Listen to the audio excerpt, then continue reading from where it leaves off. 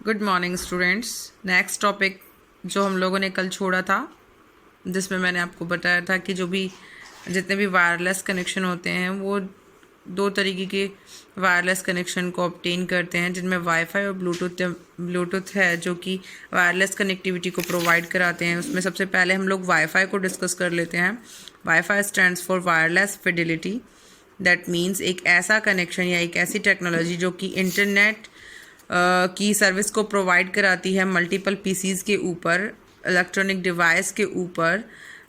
तो वाईफाई के अंदर ऐसा क्या होता है जिससे कि वो आपको एक्सेसिंग ईजीली अकम्प्लिश करा देती है। तो ये क्या है? ये एक इंटरनेट की सबसे पॉपुलर टेक्नोलॉजी है जो कि इलेक्ट्रॉनिक डिवाइस को, मल्टीपल इलेक्ट्रॉनिक डिवाइस को कनेक्ट कर कर और उन पर इंटरनेट की एक्सेसिंग को अकम्प्लिश करती है, जिसके लिए वाईफाई को एक एपी एड्रेस की ज़रूरत पड़ती है जिसे हम एक्सेस पॉइंट बोलते हैं। जो एक्सेस पॉइंट जो होता है वो जो आईएसपी प्रोवाइडर होता है वो उसे प्रोवाइड कराता है। जिस टाइम पर हम लोग इंटरनेट की कनेक्टिविटी को परचेज करते हैं, मीन्स हम लोग रिचार्ज करवाते हैं, चाहे वो हम अपने ब्रॉडबैंड में रिचार्ज करवा रहे हैं या फिर हम लोग अपने मोबाइल फ़ोन में वायरलेस कम्युनिकेशन के लिए रिचार्ज करवा रहे हैं, इंटरनेट की कनेक्टिविटी के लिए बेसिकली हम रिचार्ज करवा रहे हैं। तो जिस टाइम पर हम लोग इंटरनेट कनेक्शन के लिए रिचार्ज करवाते हैं तो उस टाइम पर एक सब्सक्राइब किया जाता है इंटरनेट कनेक्शन को, जो कि आईएसपी प्रोवाइडर एक ऑप्शन देता है परचेज़ करने का, और वो परचेज़ क्या करवाता है, उसमें वाईफाई राउटर प्रोवाइड कराता है। मतलब जिस टाइम पर आपने वायरलेस कनेक्टिविटी को परचेज़ किया, मतलब आपने जिस टाइम पर रिचार्ज करवाया उस टाइम पर वायरलेस कनेक्टिविटी के साथ साथ आपको वाईफाई राउटर भी परचेज़ किया जाता है, मतलब बाय डिफ़ॉल्ट हो जाता है वो। और ये जो वाईफाई राउटर जो होता है वो एक्ट करता है both internet connectivity device and an access point for the wifi connectivity. Internet की कनेक्शन के लिए जो डिवाइस होती है और एक्सेस पॉइंट के बीच में वाईफाई राउटर प्रोवाइड करा जाता है, जो कि आपके सिस्टम से लेकर किसी दूसरे सिस्टम तक वाईफाई की कनेक्टिविटी को एस्टैब्लिश करता है। ये कंप्लीट जो मेन टास्क होता है ये वाईफाई राउटर अकम्प्लिश करता है, जो कि इंटरनेट की कनेक्टिविटी के लिए एक एपी एड्रेस के माध्यम से अपनी कंप्लीट कनेक्टिविटी को कंप्लिश करता है। आ गई बात समझ में? वैसे आप बेसिक डेली में यूज़ भी लेते हैं, वाईफाई को बताने की नीड भी नहीं होती वाईफाई क्या होता है ना। एक ऐसी वायरलेस टेक्नोलॉजी है जो कि जिसके रिगार्डिंग हम लोग एक सिस्टम से दूसरे सिस्टम तक इंटरनेट की कनेक्टिविटी को कंप्लीट करते हैं। ठीक है, अब जब वायरलेस कनेक्शन की बात आ रही है तो उसमें ब्लूटूथ का आना तो ज़रूरी होता ही है ना। तो ब्लूटूथ क्या है? एक हाई स्पीड टेक्नोलॉजी है, वायरलेस की टेक्नोलॉजी है, लेकिन ये पावर बहुत कम लेकर चलती है। It is a high speed low power wireless technology link that is designed to connect phone और other portable equipments together. It's not mandatory that you have to connect to two type of same devices. Either we can say that कि हमारे पास दो phone ही होने चाहिए जिन्हें हम complete connect कर सकें, या फिर हम ये बोलें कि हमारे पास दो सिस्टम ही होने चाहिए जिन पे हम लोग ये कनेक्टिविटी कर रहे हैं। इसमें ऐसा कोई ज़रूरी नहीं है। हम लोग ब्लूटूथ तो किसी पर भी कंप्लीट कर सकते हैं। लाइक हम लोगों ने सिंपल आजकल जो स्पीकर्स आ रहे हैं उनमें सभी में ब्लूटूथ आता है ना। हम लोग अपने मोबाइल फ़ोन से वहाँ पर कनेक्टिविटी रख लेते हैं, ठीक है। या फिर हम लोग बात करें कि ये प्रिंटर में भी ब्लूटूथ स्कैनर वाईफाई सिस्टम आता है। मेनली उनका टारगेट सिर्फ इतना होता है कि उस मल्टीपल सिस्टम्स के बीच में डिस्टेंस को कम करके कम्युनिकेशन को अकम्प्लिश करना, ठीक है। मतलब कहने का ये है कि हम लोग मल्टीपल सिस्टम के बीच में जितने भी पोर्टेबल इक्विपमेंट्स हैं, पोर्टेबल का मतलब होता है जिनको हम इजीली कैरी कर सकते हैं, एक जगह से दूसरी जगह पर इजी ला सकते हैं, ले जा सकते हैं। मतलब मल्टीपल डिवाइसेस के बीच में हम लोग कम्युनिकेशन एस्टैब्लिश कर सकते हैं। हाँ, एक चीज़ और है कि इसकी जो रेंज होती है वो वाईफाई से कम होती है, ठीक है। इसीलिए पहले ब्लूटूथ ज़्यादा काम में लेना, मतलब दोनों ही वायरलेस टेक्नोलॉजी हैं, बट ब्लूटूथ को पहले यूज़ में लिया जाता था। वाईफाई की रेंज रादर देन ब्लूटूथ ज़्यादा होती है, दैट्स वाई आज के टाइम पर वाईफाई यूज़ में आता है। और हम ये भी बोल सकते हैं कि ब्लूटूथ का एडवांस वर्जन है ना, ये भी हम लोग अपनी लोकल लैंग्वेज में बोल सकते हैं। तो ये जो हमारा सेशन नंबर 2 था, चैप्टर नंबर 3 हमने स्टार्ट किया, सॉरी पार्ट बी का जो हमने चैप्टर स्टार्ट किया था, वेट अ मिनट,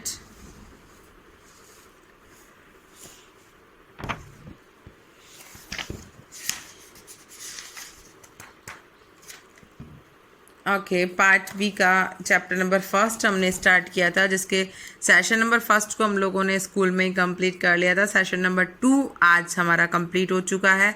अब इसके बाद जो हम स्टार्ट करेंगे वो सेशन नंबर 3 है।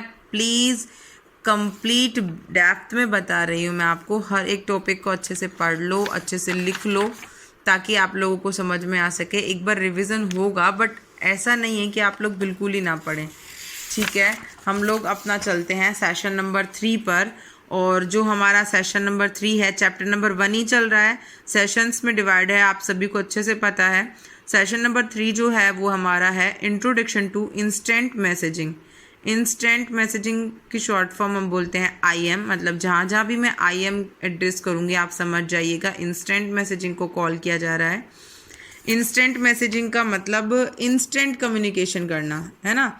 अगर हम लोग लोकल बात करें, जैसे मतलब सॉरी लोकल बोल रही हूँ मैं, अगर हम लोग जनरली इंस्टेंट मैसेजिंग की बात करें तो हम ये बोलते हैं ना कि एक ऐसी डिवाइस जिसमें हम लोगों ने डेटा डाला और वो इंस्टेंट डिलीवर हो गया, ठीक है। जैसे हम लोग व्हाट्सएप की बात करें, इंस्टा की बात करें, ट्विटर की बात करें, FB की बात करें, मेल की बात करें, these are the type of instant messaging. Okay, so जब भी जहाँ पर भी IM आएगा तो आपके माइंड में वो सब चीज़ें होनी चाहिए कि हम लोग बात कर रहे हैं, कि हम लोग इंस्टेंटली कोई मैसेज सेंड कर रहे हैं किसी दूसरे यूज़र को। तो हम इंस्टेंट मैसेज सेंड करने के लिए कोई भी सोशल नेटवर्किंग साइट का यूज़ लेते हैं या कोई भी सोशल नेटवर्किंग ऐप का यूज़ में लेते हैं, है ना। तो हमारे माइंड में वही चीज़ क्लियर होनी चाहिए। तो इंट्रोडक्शन देखकर चलते हैं हम लोग। IM as a communication service, obviously बात है कि मैसेज जहाँ प्रोवाइड हो रहे हैं वो कम्युनिकेशन सर्विस हुई, जो कि रियल टाइम टेक्स्ट ट्रांसमिशन के लिए यूज़ में आती है। मतलब रियल टाइम टेक्स्ट ट्रांसमिशन का मतलब ये है बेटा कि आप लोगों ने अगर कोई भी डेटा सेंड किया तो हैंड टू हैंड उस डेटा का आपको रिप्लाई मिल जाता है, that is called real time, ठीक है। मतलब इंस्टेंट उस चीज़ का आपको रिव्यू मिल रहा है ना। और इसमें मल्टीपल यूज़र्स के बीच में हम लोग कम्युनिकेशन कर सकते हैं। This is not compulsory that there are only 2 users, more than 2 users, either we can say that we can communicate with in a group, okay, over a network, over an internet. तो जो सबसे पहला जो instant messaging जो हम ये बोलें कि एक एप्लीकेशन या फिर एक ऐसी टेक्नोलॉजी से तो सबसे पहले IM पर डिपेंड करती थी, उसका नाम था ICQ। ICQ was the first standalone instant messaging developed by Mirabilis in 1996। सबसे पहली 1996 में बनाई थी और जिसका नाम क्या था, ICQ था। और इसे स्टैंड अलोन इंस्टेंट मैसेजिंग इसलिए बोलते हैं। स्टैंड अलोन का मीन्स सिर्फ ICQ ही हम लोग डाउनलोड करके रखते थे, वहाँ कोई नीड नहीं थी कि ICQ डाउनलोड करने के लिए आपको उसके कोई सपोर्ट में आप कोई और एप्लीकेशन को डाउनलोड करें तभी ICQ आपका चलेगा। आ गई बात आपको समझ में। अब आपको ये समझ में आना चाहिए कि जो भी हम लोग IM के रिगार्डिंग जो भी डेटा प्रोवाइड करा रहे हैं वो किसी भी फॉर्मेट में हो सकता है। वहाँ पर कोई भी आपके पास रेस्ट्रिक्शंस नहीं है दैट IM जो यूज़र है वो सिर्फ टेक्स्ट मैसेज कर सकता है। There are variation form of the information or data, like we can send any type of voice, any type of video, and type of text message. Okay, whenever you have to send any type of information, this can be private or public both, ठीक है। जैसा भी आप चाहते हैं उसी type से आप लोग क्या करते हैं, डेटा को सेंड करते हैं। हम ये कह सकते हैं कि IM एक प्लेटफॉर्म प्रोवाइड कराता है जिसके साथ में हम लोग मल्टीपल यूजर्स के बीच में चैट सेशन को परफॉर्म कर सकते हैं, ठीक है। नेक्स्ट अपन बात करते हैं फीचर्स ऑफ IM।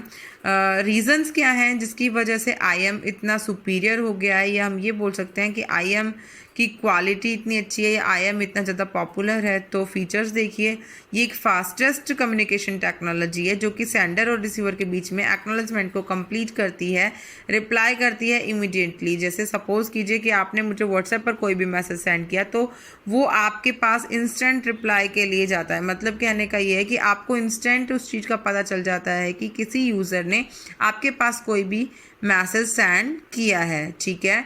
इसी वजह से IM बहुत ज़्यादा पॉपुलर है। सेकंड जो है इसमें कि ये फास्ट और सिक्योर है, बहुत ज़्यादा फास्टेस्ट और सिक्योर कम्युनिकेशन प्रोवाइड कराता है, जिसकी वजह से आप लोग ईज़िली अपने डेटाज, अपने व्यूज़ शेयर कर सकते हैं। And we can say that IM जो टेक्नोलॉजी है, जो कम्युनिकेशन टेक्नोलॉजी, उसमें हम लोग किसी भी तरीके से डेटा इंटरचेंज कर सकते हैं, चाहे वो ग्रुप में हो या फिर कोई भी कॉन्फ्रेंसिंग हो। मींस मल्टीपल यूज़र्स के बीच में कम्युनिकेशन IM प्रोवाइड कराता है। ये सबसे ज़्यादा फास्टेस्ट मोड प्रोवाइड कराता है। और जैसा मैंने ऊपर बताया आपको कि हम लोग किसी भी तरीके का डेटा यूज़र्स के बीच में एक्सचेंज कर सकते हैं, वो किसी भी फॉर्मेट में हो सकता है। तो ये इसके रीज़न है, इसके फीचर्स हैं जिसकी वजह से यूज़र्स इसको सबसे ज़्यादा यूज़ में लेता है। IM जो होता है वो सर्विस के 2 टाइप ऑफ सर्विस प्रोवाइड कराता है। और वो 2 टाइप ऑफ सर्विस, पहली जो सर्विस है वो वेब बेस्ड IMS है, मतलब इंस्टेंट मैसेजिंग ऐप है, instant messaging service. And second जो है वो है एप्लीकेशन बेस्ड IMS है। दोनों ही सर्विसेज को हम लोग कल डिस्कस करेंगे। आज के लिए इतना ही। इससे पहले की जो वीडियो आपके पास आई हुई है, प्लीज़ उन्हें नोट कीजिए, पढ़िए। कोई चीज़ समझ नहीं आती है तो पूछिए। Okay, bye bye, have a good day.